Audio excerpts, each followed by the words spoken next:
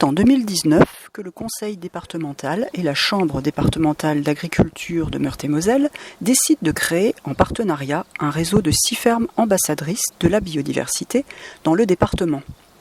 Ces fermes sont des vitrines, des lieux de rencontre et d'échange entre agriculteurs, maraîchers, professionnels, l'objectif étant de partager les expériences en agroécologie et de mutualiser les retours positifs. Ces fermes pourront aussi s'ouvrir en parallèle au grand public. Le GAEC de la MEX a été retenu ferme ambassadrice de la biodiversité car il s'agit d'une exploitation laitière engagée en agriculture biologique qui participe au maintien des prairies, un habitat intéressant pour la faune et la flore. Donc Rémi Toussaint, je suis associé au GAEC de la MEX. On est 4 associés aujourd'hui, là, depuis le mois d'avril. La ferme elle compte 330 hectares. On produit principalement du lait. Et depuis 2 ans, on engraisse aussi des porcs. Alors des porcs qui ne sont pas bio parce que les porcelets ne sont pas bio, mais toute l'alimentation qu'ils reçoivent, c'est de l'alimentation bio. La vache laitière, c'est l'animal idéal pour valoriser l'herbe en fait. Et aussi tout ça dans un souci autonomie du système. Donc on a des vaches aujourd'hui, on a gardé ce système-là puisqu'il n'a pas tellement bougé depuis 50 ans. Et on a des vaches qui sont relativement peu productives, mais avec une production en fait qui nous coûte très peu cher et le système est plutôt assez rentable. On est donc sur du pâturage tournant dynamique, une parcelle de jour, une parcelle de nuit. Il y a des parcs qui sont dédiés, mais une année sur 2, on essaie d'alterner la fauche et la pâture. Une année on fauche et une année on la pâture.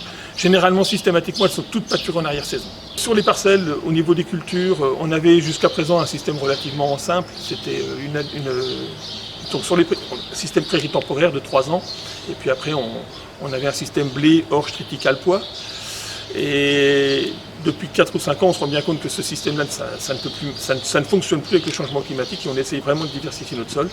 Rallonger parfois les prairies temporaires quand elles sont en bon état et rallonger aussi la rotation des cultures en implantant des cultures de printemps de plus en plus. Avec aussi le changement climatique qui le permet. Cette notion de biodiversité, elle est importante parce qu'ils considèrent que si les insectes sont là, si les coléoptères sont là, si les batraciens sont là, ils servent à quelque chose, quoi. Les associés du GAEC de la MEX mettent en application ces principes avec des prairies de fauche dans la vallée de la Vesouse en Natura 2000, mais aussi sur des pâtures où des espèces remarquables sont favorisées par leur élevage. Exemple avec le Conservatoire des espaces naturels de Lorraine sur une de leurs parcelles. Donc là on est sur une petite parcelle de pâture donc, près de la Neuville-aux-Bois. Alors on voit là ce petit, alors qui n'est pas vraiment un marais mais qui est plutôt une petite résurgence, une zone de piétinement un peu humide avec quelques joncs qui doit faire quelques centaines de mètres carrés. Donc on pourrait penser que là il n'y a rien de particulier. Or sur cette petite zone là on a 2 espèces protégées d'intérêt régional, voire national. On a la lèche à épidorge, donc qui est un carex assez relativement petit qui s'épanouit justement, dont les principales populations sont en Lorraine, qui est protégée et qui est une espèce particulière puisqu'elle aime bien les zones justement piétinées et les pâtures. Et en plus, sur cette petite parcelle-là, ce qui n'est pas le cas de toutes les parcelles où on a cette lèche, on a également le sonneur à ventre jaune. Donc un petit crapaud qui bénéficie d'un plan national d'action, protégé en France, protégé en Europe, qui est plutôt une espèce forestière, mais qui peut se retrouver sur des zones agricoles particulières, comme cette petite marais-là. Du fait du piétinement du bétail, on a ces petites zones de reproduction. Et donc on a trouvé plusieurs petites stations comme ça en zone agricole, en Meurthe-et-Moselle et en Lorraine, mais ça reste quand même assez rare, assez difficile à voir. Et il se trouve que sur cette petite parcelle-là, on a ces 2 espèces. Alors ce qui est intéressant sur ces 2 espèces, c'est que c'est des espèces qui nécessitent pour leur maintien et à long terme et pour leur existence en fait la présence de pâturage. Donc le pâturage extensif, sans modifier la structure hydraulique, et sans qu'il y ait trop de surpâturage, et on arrive à maintenir ces milieux-là, je dirais, relativement longtemps, avec une gestion agricole sans trop de contraintes particulières sur ces zones-là. sommes ici au cœur de la vallée alluviale de la Vesouse. Je dirais que c'est un petit refuge de biodiversité.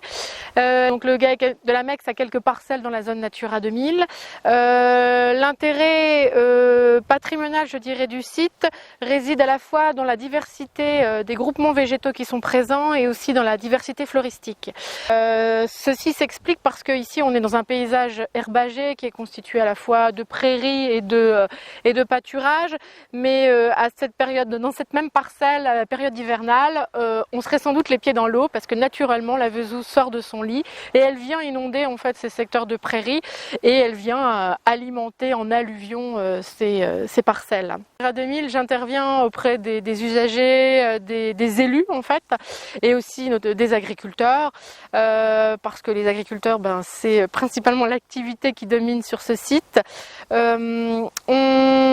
On essaie, dans le cadre de la démarche Natura 2000, de concilier préservation de la biodiversité et activité socio-économique. Alors ça peut paraître difficile, mais il existe des dispositifs, ça existe depuis un certain nombre d'années. On met en place des mesures agro-environnementales. N'oublions pas l'importance des haies pour la biodiversité, avec l'aide du conseil départemental. Donc, je suis Thomas Lecor-Guillet, je suis technicien environnement au conseil départemental de Meurthe-et-Moselle. Et je travaille avec la Chambre d'agriculture et d'autres collègues du département sur le GAEC de la Meix pour conseiller certaines gestions et certains aménagements pour la biodiversité. Donc la première étape, ça a été de faire un diagnostic écologique des différents éléments qu'on peut retrouver sur l'exploitation agricole, essentiellement les haies, également les mares, toute la biodiversité qu'on va retrouver sur ces éléments. Voilà, ça c'est la première étape. Et la deuxième étape, ça va être de faire des propositions d'aménagement, des propositions de gestion pour essayer d'améliorer cette biodiversité, essayer de reconnecter souvent des éléments qui sont déconnectés les uns aux autres, des boisements, et on va essayer de reconstituer ce qu'on appelle des corridors écologiques.